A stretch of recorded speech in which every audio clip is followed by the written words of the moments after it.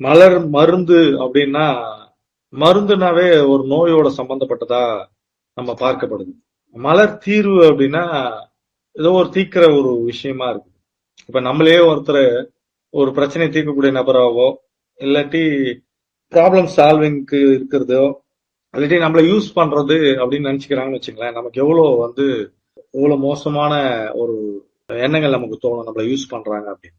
Flower consciousness அப்படின்னு சொல்லக்கூடியது என்னன்னா, நமக்கும் அந்த அந்த ஃப்ளவருக்கும் ஃப்ளவர் கான்சியஸ்க்கு என்ன வித்தியாசம்? நம்மளும் கான்சியஸ்னஸ், அதுவும் கான்சியஸ்னஸ், அது மலர் கான்சியஸ்னஸ், இது நான் கான்சியஸ்னஸ், அவ்வளவுதான். அப்படி நம்ம ஃப்ளவர் கான்சியஸ்னஸ் பார்க்கும்போது அதனுடைய முழு உதுமான ஒரு தெய்வீக தன்மையை கொடுத்துக்கிட்டே இருக்கும். புத்தகங்களே பாத்தீங்கன்னா நிறைய மலர்களை நெகட்டிவ் மலர்கள், நெகட்டிவ் மலர்னு எப்படி இருக்க முடியும்? பாசிட்டிவ் மலர்கள். அதே மாதிரி மலர்கள்ல எதுவும் கிடையாது. மலர்கள நெகட்டிவ் பாசிட்டிவ் எதுவும் கிடையாது. முழுவதுமான தன்மை, அதனுடைய தன்மை எப்படின்னா, கரும்பின் தன்மை இனிப்பு, பாவக்காவின் தன்மை கசப்பு, அவ்வளவுதான். ஒரு மலரின் தன்மை என்பது அதனுடைய முழுவதுமான குணம் என்பது முழுசா நம்ம கொடுத்துட்டு வரோம். இதை புரிஞ்சுக்கிட்டீங்கன்னா மலர் தீர்வுகள் உங்களோட விளையாடுறத பார்ப்பீங்க. மிஸ்டிக்கலா, அதாவது தெய்வீகமா அமானுஷமா விளையாடுறத நீங்க பாப்பீங்க. அடுத்து நமக்கு அடிப்படையில ஒரு 200 வருஷமா, ஒரு தோராயமா ஒரு 200 வருஷமா வச்சுக்கலாம். 1850 அதுக்கும் ஒரு கணக்கு இருக்கு. ஏன் 50 அப்படின்னா, அப்பதான் இண்டஸ்ட்ரியல் ரெவல்யூஷன் வருது, இப்ப தொழில் புரட்சி வருது. அதுல இருந்து என்ன பண்ணா மனிதனை ஒரு பொருளாவோ பாக்குற தன்மை வந்துட்டதுனால, இத கத்துக்கிட்டா எனக்கு என்ன லாபம்? ஃபர்ஸ்ட், நான் இத செஞ்சா நீ என்ன கொடுப்ப? ரெண்டாவது, இவர் இதெல்லாம் பண்றாரு, இவர் ஏன் பண்றாரு, இவருக்கு பின்னாடி என்ன நடக்குது, இதனால இவருக்கு என்ன லாபம்? இப்படி ஒரு மனநிலை தோணாரு நிறைய பேர். எல்லாமே டிரான்சாக்சனல் காமர்ஸ், பொருளாதார அடிப்படையில இயங்கிட்டே இருக்கு. எப்படின்னா, நம்ம காசு கொடுத்தா எல்லாம் கிடைச்சிரும், காசு கொடுத்தா எல்லாத்தையும் நடத்திடலாம், யார வேணாலும் நம்ம மதிப்பிட்டுலாம், காசு கொடுத்தா எது வேணாலும் நம்ம சாதிச்ச முடியும். வருங்காலத்துல அதெல்லாம் ஒண்ணுமே நடக்காது. இந்த அடிப்படையில நிறைய பேருக்கு இன்னைக்கு 30வது ரெமெடி வரப்போகுது. 29 ரெமெடியும் என்ன மாதிரியே இருக்குது, எதை தான் நான் எடுக்கிறதுன்னு ஒரு ஆழ்ந்த ஒரு குழப்பம் இருக்கும். அதுக்கு ஒரு சின்ன ஒரு புரிதல், எல்லாமே சின்ன விஷயமா. புரிதல் என்பது சின்னதான், பெரிய புரிதல் சின்ன புரிதலும் கிடையாது. புரிதல்ன்றது சின்ன சாதாரண விஷயம். அதுல என்ன, ஃபர்ஸ்ட் நாம என்ன பண்ணிருக்கோம்னா, நம்ம வீடியோ பாக்குறவங்களுக்கு நல்லா புரியும். பேட்ச் எந்த மனநிலை இருந்தாரு, அந்த மனநிலை நமக்கு இருக்கா? அதாவது ஒரு 100% பேட்சோட மனநிலை அப்படின்னா நமக்கு ஒரு 50-60 இருக்கா அந்த ரெமெடியில?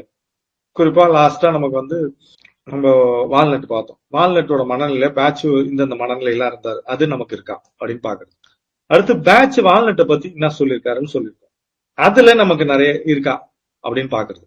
அப்புறம் பேட்ச் சொன்ன சில கருத்துக்கள் அந்த ரெமெடியை பத்தி. மூணாவது, நாம நிறைய புத்தகம் வாயிலாகவும் உலகத்துல அந்த ரிசர்ச் வாயிலாகவும் நாம அடிப்படையில நாம சிந்திச்சது வாயிலாகவும் நமக்கு இன்ட்யூஷன் சொன்ன வாயிலாகவும் நிறைய தகவல்களை சொல்லியிருக்கோம். அதுல பெரும்பான்மையா எதுல இருக்குன்னு நம்ம பார்க்கணும். நம்ம எதுல போய் நிக்கிறோம், 29ல எத்தனைல நிக்கிறோம் நம்ம அப்படின்னு பார்க்கும் பொழுது நம்ம இதுக்கு ஒர்க் பண்ணியேதான் ஆகும்.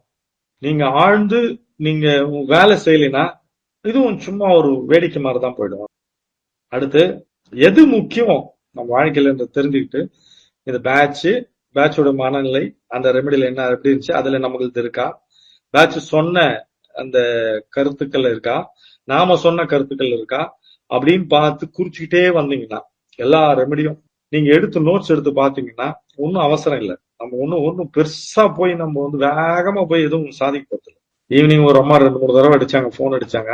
சார், நான் உங்களுக்கு தான் சார் முதல்ல போன் பண்ணணும்னு நினைச்சேன், எனக்கு கனடா விசா கிடைச்சிருச்சு, மல்டிபிள் என்ட்ரி, அவங்களே எப்படி கொடுத்தாங்கன்னு கன்சல்டன்சிலே தெரியல சார். அது இதெல்லாம் மேஜிக் மிராக்கிள்ஸ் எல்லாம் கிடையாது. ஒரு அதிர்வலை, ஒரு தேவையற்ற ஒரு அதிர்வலை இருக்குது. இந்த தேவையற்ற அதிர்வலையை, இந்த பிளக்சுவேஷன்ஸ போக்குறதுக்கு ஒரு மலர் இருக்கு. எந்த தேவையற்ற மலர் அதிர்வலைன்னு தெரிஞ்சுக்குது அந்த இதெல்லாம் தேவையற்ற மனநிலை, இதுக்கெல்லாம் இந்த மலர் நமக்கு தீர்வு தரும்னு சொல்லியிருக்கோம்.